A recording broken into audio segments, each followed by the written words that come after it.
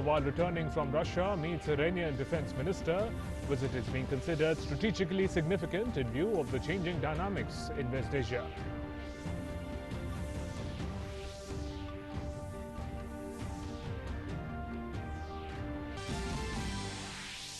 In a move towards return to normalcy in operations, Indian Railways to run additional 40 pairs of special trains from 12th September, booking to start from 10th September, metro operations to resume from tomorrow in a phased manner.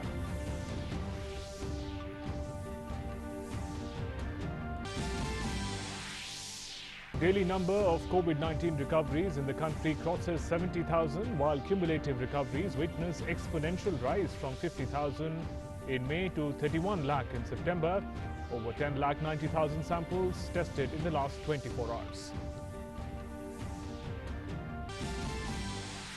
Health Ministry exhorts three worst affected states Maharashtra, Andhra Pradesh and Karnataka to focus on undertaking aggressive measures to break the chain of transmission. States asked to keep mortality rate below 1%.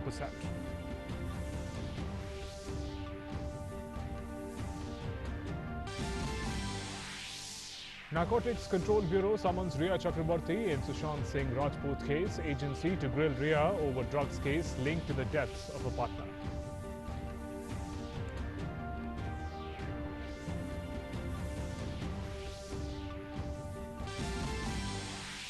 In the US Open, Indo-Canadian pair of Rohan Bopanna and Denis Shapovalov reach men's doubles quarterfinals, beat German pair Kevin Kratzwitz and Andres Miles. To keep India's hopes alive in the Grand Slam, Serena Williams reaches in the fourth round of women's singles. Good morning and welcome to this bulletin. I'm Shubhendu Ghosh. Raksha Mantri Rajnath Singh met with Iranian Defense Minister Brigadier General Ahmed Hatami in Tehran yesterday late night. Both leaders discussed bilateral cooperation and regional situation. India on Friday said it was deeply concerned about the situation in the Persian Gulf and called upon the countries in the region to resolve their differences by dialogue based on mutual respect. In his address at the Shanghai Cooperation Organization, Defense Minister Rajnath Singh called upon countries in the region, all of which are dear and friendly nations to India, to resolve differences by dialogue based on mutual respect, sovereignty and non-interference in internal affairs of each other.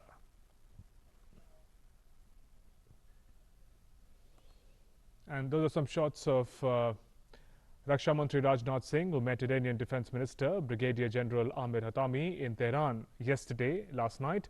Both leaders discussed bilateral cooperation and regional situation. India had on Friday said it was deeply concerned about the situation in the Persian Gulf and called upon the countries in the region to resolve their differences through dialogue based on mutual respect. In his address at the Shanghai Cooperation Organization, Defense Minister SCO, he called upon all the regions to work towards security and stability in the region. My colleague Sudhir Yadav is joining us on phone line with more updates. Sudhir, what details can you share with us regarding implication of Defense Minister Rajnath Singh's sudden stopover in Tehran and meeting with the Defense Minister? बिल्कुल शिवेंदु, देखिए जो रक्षा मंत्री है वो HBO से वापस आते हुए तेहरान में उनका स्टॉप ओवर आया और कल देर रात रक्षा मंत्री की अपने जो ईरानियन काउंटर पार्ट हैं उनसे मुलाकात हुई और जाहिर तौर पर अपने आप में खासी अहम है क्योंकि दोनों देशों के बीच जो कॉपरेशन को लेकर आकर किस तरीके से चीजें और ज्यादा बेहतर की जा सकती हैं और खासकर reason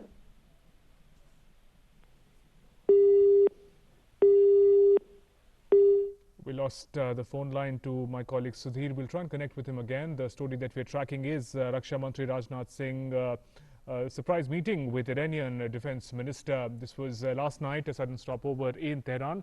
India had on Friday spoken about how deeply it was concerned about the developments in the Persian Gulf and called upon countries in the region to resolve their differences by dialogue based on mutual respect. We'll again return to Sudhir and connect with him later. Let's move on, look at some COVID-related stories. That is, look at the update on COVID-19 from across the country. 73,642 recoveries were recorded yesterday from COVID, taking the cumulative total of recovered patients to 80,865. With this, recovery rate currently stands at 77.32%. Due to aggressive testing, the fatality rate has dropped to 1.72%. So far, 70,626 patients have died due to coronavirus. The number of active COVID-19 cases in India stands at 8,62,320, which is about just close to 21%. It's 20.96% of the total cases reported so far. Meanwhile, according to the Ministry of Health and Family Welfare, responsive, collaborative and effective measures right from early identification through testing to effective tracking and comprehensive treatment have collectively led to these encouraging outcomes. These has been seen a steep exponential rise in COVID-19 recoveries from 50,000 in May of this year to 30 lakhs in September this month. The daily number of recovered patients has crossed 70,000. More than three-fourths of the total COVID cases in the country have recovered. The patients have gone back home from hospitals. According to Indian Council of Medical Research, a total of 4,88,31,145 samples have been tested so far. Of these, 10,92,654 samples were tested just yesterday. Meanwhile, Maharashtra continues to top the chart in the country, recording 20,489 new COVID cases yesterday, while 10,801 patients were discharged. 312 patients died in the past 24 hours so far. There are some 2,20,661 active cases in the state. And my colleague Shama Mishra is joining us from Mumbai with more updates. Shama, good morning. Now, Maharashtra continues to be one of the worst affected COVID-affected states in the country. The strategy that has worked in the rest of the country, test, track, treat, how is that being implemented in the state, and what is the strategy ahead to tackle the situation?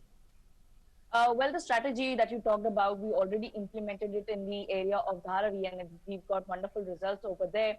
But of late, some new cases have been found in the Dharavi area as well, but precautions are being taken.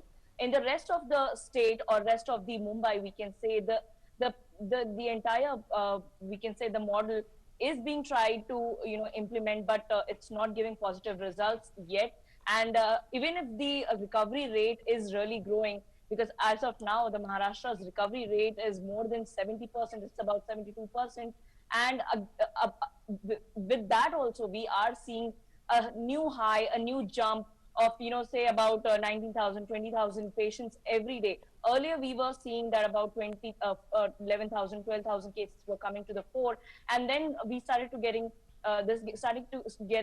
these information that the jumbo hospitals are now slowly being closed down because patients are recovering at a faster rate. And even if we are talking about the current situation, every day 10,000 or more patients are recovering in the state of Maharashtra. But given the fact that we are slowly opening, we are beginning Maharashtra again, and unlocking, the procedures of unlocking is happening, more COVID positive cases are coming to the fore, and more measures are being taken. We are also seeing the fact that, because of the rain and because of the deluge that happened, a number of cases of other diseases as well has come to the fore, including lepto, malaria, dengue. So apart from the COVID cases, the hospitals are also catering to these diseases as well. And the good news is that we have already said the recovery rate is getting better. And in Mumbai also, the recovery rate is getting better. So the more and more hospitals, including the government hospitals, are being dedicated to other illnesses, other diseases, apart from the COVID cases. Right. Shama, you mentioned that the unlock phase rightly has started now across the country. Now, Maharashtra, Mumbai also saw some very difficult monsoon weeks. Are those things also making it difficult for the administration to work towards COVID management? Well, yes, I've already said that because Mumbai receives, whenever the rains are happening in Mumbai, we always see that the waterlogging issues come to the fore in low-lying areas. And that also adds to the woes of the administration or BMC to control the COVID situation currently. That said, we are also seeing many people who are still not understanding that, eating tobacco or spitting anywhere, gargling, these things have to be stopped. So the mentality has to really change.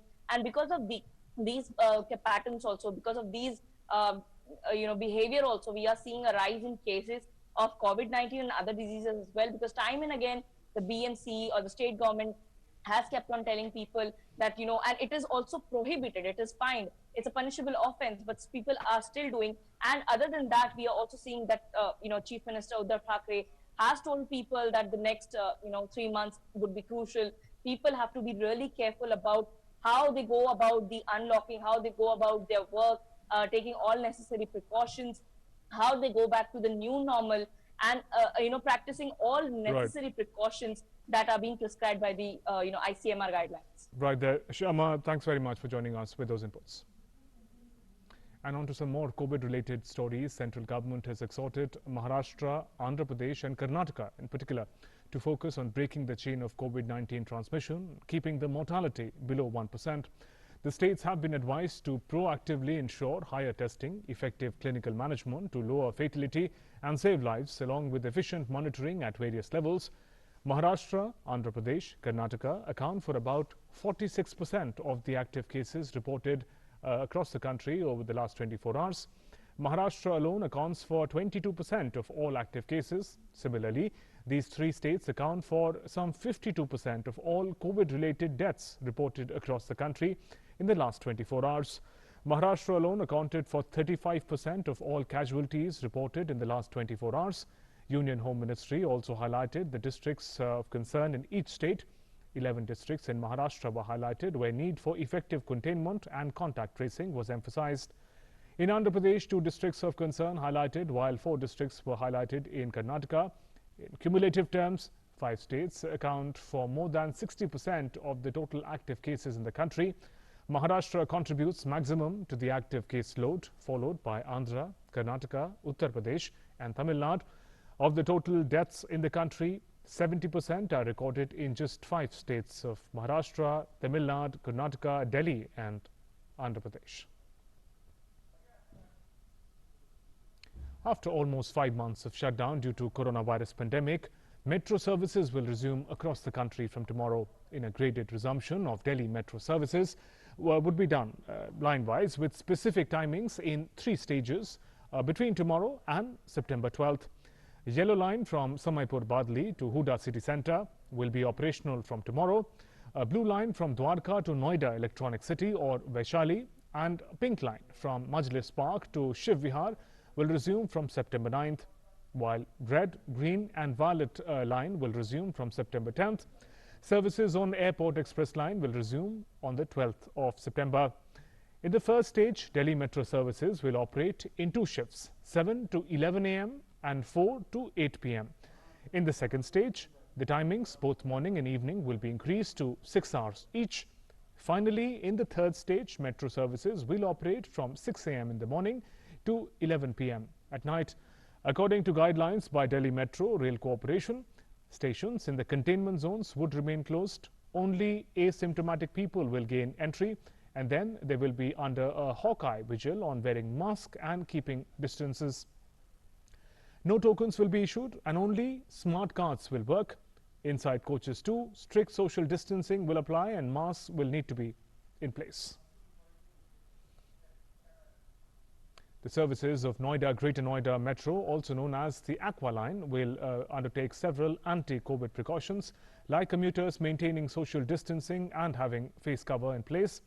Further strict penalties will be imposed, including a fine of ₹500 on commuters found travelling without face mask. Those caught spitting will have to pay ₹100 for the first time, ₹500 for any subsequent occurrence. And Bengaluru Namma Metro will resume services on the Purple Line from tomorrow. New safety measures, guidelines on social distancing and various other measures have been adopted to ensure that the metro ride remains safe for commuters. The trains will operate between 8 a.m. to 11 a.m. and 4:30 p.m. to 7:30 p.m. until September 11th, after which trains will run from 7 a.m. to 9 p.m. On the other hand, Green Line from Nagasandra to Yelachennahalli will resume services only on September 9th. Hyderabad Metro will also resume its operations in a graded manner between tomorrow and September 9th. The stations falling under the containment zones, that's Gandhi Hospital, Bharat Nagar, Musapet, Mushirabad and Yusufgura will continue to remain shut. Face mask, social distancing, thermal screening, alternate seating, hand sanitizing and such practices are going to be the new normal at all stations. As per SOPs released by Hyderabad Metro Rail Limited, only asymptomatic people will be allowed inside the metro stations. Anyone with slight symptoms will be referred to the nearest COVID care center or hospital for testing and medical attention.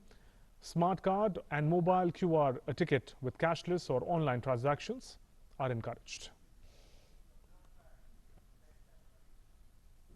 Ahmedabad Metro will also resume operations as trains will run for 6.5 kilometers tomorrow and day after.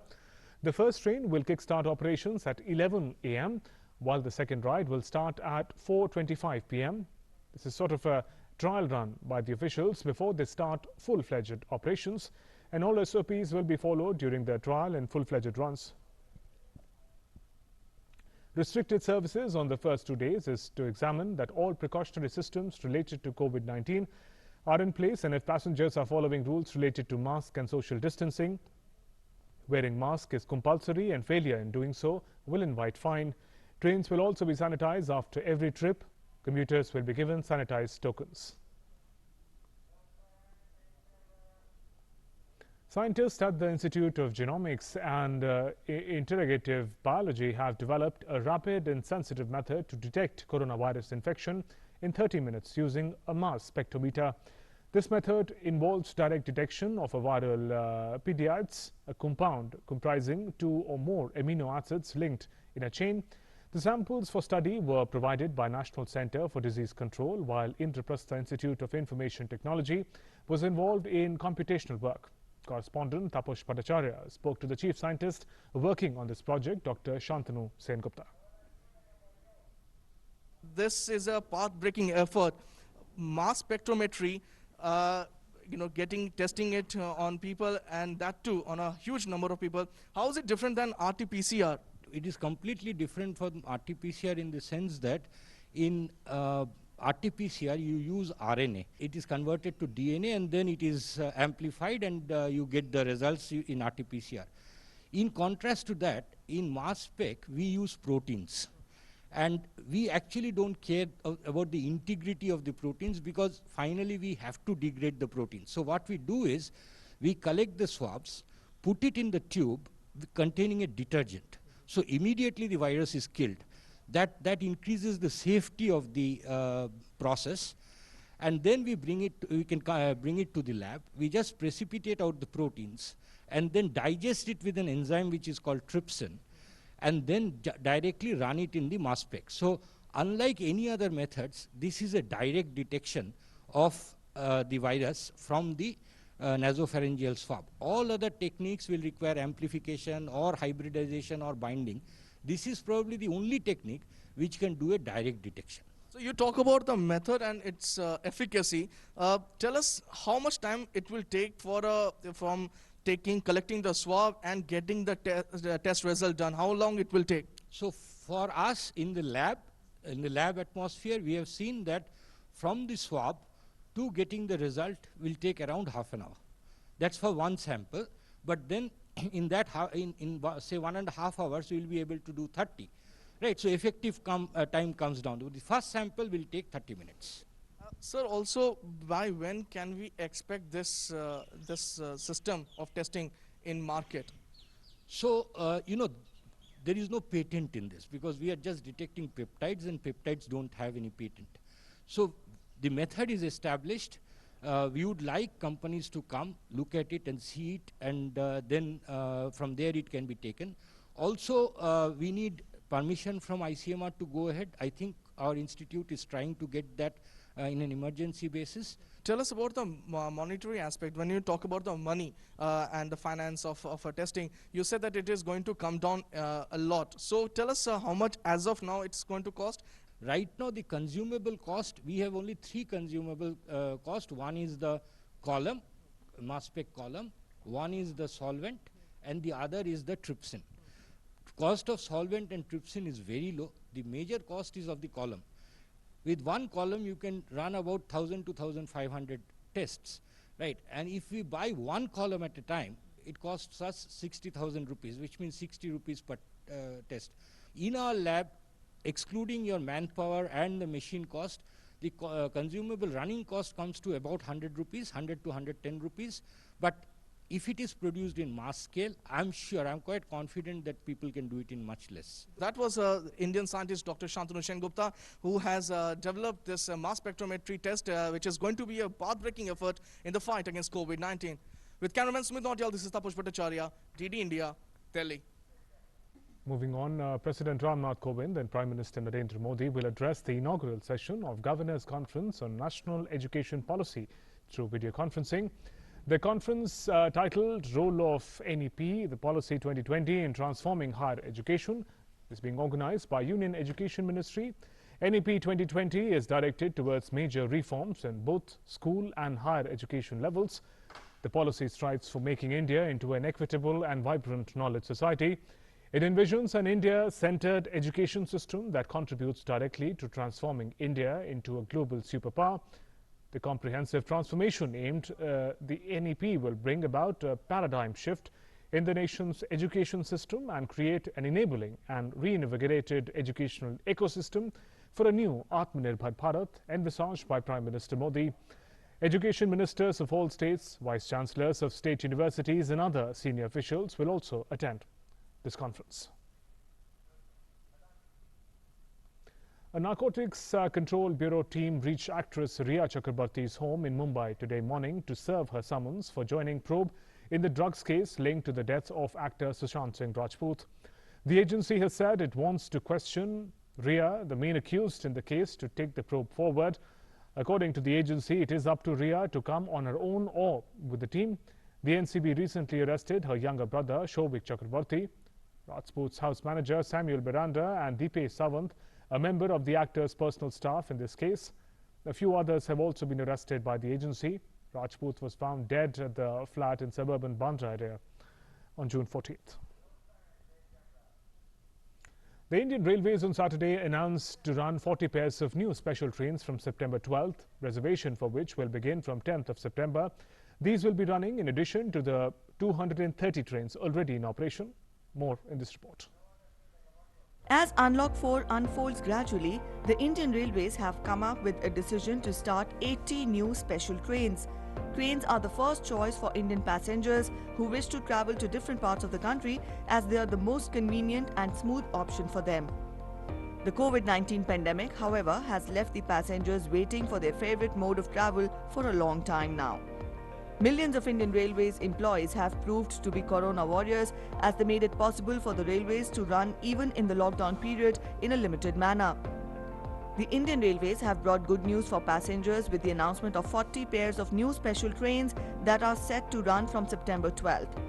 This was announced by Railways Minister Piyush Goyal via a tweet, along with a list of trains that will be running. The 80 new special trains will be fully reserved, bookings for which will begin from 10th of this month. These special trains will be connecting various parts of the country, including Dehradun, Ajmer, Jaipur, Jabalpur, Prayagraj, Bhagalpur, Gorakhpur, Gwalior, Muzaffarpur. Earlier, the railways had begun running 30 Rajdhani special trains that started from the 12th of May this year. While 200 special Mail Express trains are already on tracks since June 1st, Indian Railways made efforts to make the path easier for the passengers. Apart from this, in centres bid to ferry stranded migrant workers to their native states during COVID-19 lockdown, Indian Railways also started special Shramik trains on the occasion of Labour Day from 1st of May and transported lakhs of workers to their homes. With the operation of cargo parcel trains, the railways also set a record in the lockdown period by transporting life-saving medicines and essential items across the country. With bureau inputs, Rajesh Raj's report, DD India. And with that, we conclude this bulletin. News and updates continue after a short break. Namaskar.